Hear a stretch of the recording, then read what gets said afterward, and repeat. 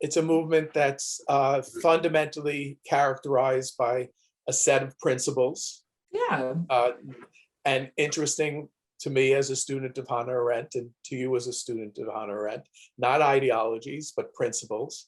And the principles are the the labels you give it, that it's Black, it's radical, it's feminist, it's pragmatic.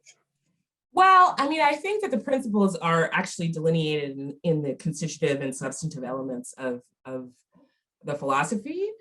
But yeah, I mean, I think that the title does work in kind of pulling that together. But this is also a political philosophy that is available to people who are not Black. No, right? no, of course. So it's just a political philosophy. I think it's the first political philosophy of the 21st century. I think it's extremely promising for trying to chart a path forward that doesn't repeat all the mistakes of the 20th century. But it's just a political philosophy, right? Like everybody's not going to agree with it, no matter what group they, are a part of or see themselves to be a part of. It's not totalizing in that way. It doesn't demand that. It's also a democratic movement, which is to say that they are very self-consciously in the business of persuasion. So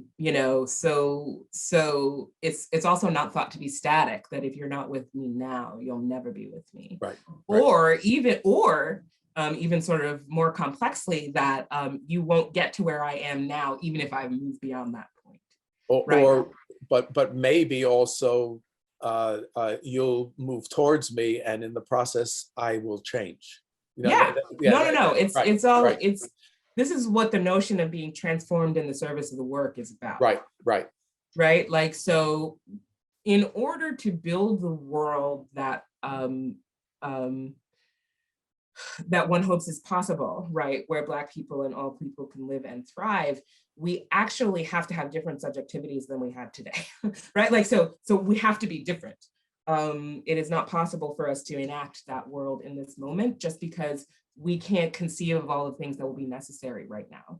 And that's why it's also a multi-generational project too, right? Because there are things that will appear obvious to people who are born into this moment or born into the moment 20 years from now that I can't conceptualize, can't grasp, can't make that step, right? So we're just to do the work of our own generation in the service, right, of this larger vision. And the vision is not one that is a kind of rigid vision with particular kind of, aspects, right, that are set in stone, but instead it's really about this guiding sort of principle. And that was the first thing that alerted me to the political philosophy, is that no matter whom I talked to, wherever they were, whatever their ideologies were, right, at least as we have measured them, right, in the 20th century, they would tell me that what we are doing is fighting for a world in which Black people can live and thrive. Like, that was always the answer to the question of what are you doing? And it was also the thing that allowed the movement to happen. As contentious as it is, it's contentious as social movements always are, but this movement is also contentious, right? But the thing that happened in Cleveland that I gave an account of in the book is a thing that happens all the time, right? Like, we're in a fight. Right, like I am a Black evangelical, like who is like a member of the Black church. I am like a queer trans person who like is also a radical communist. I am an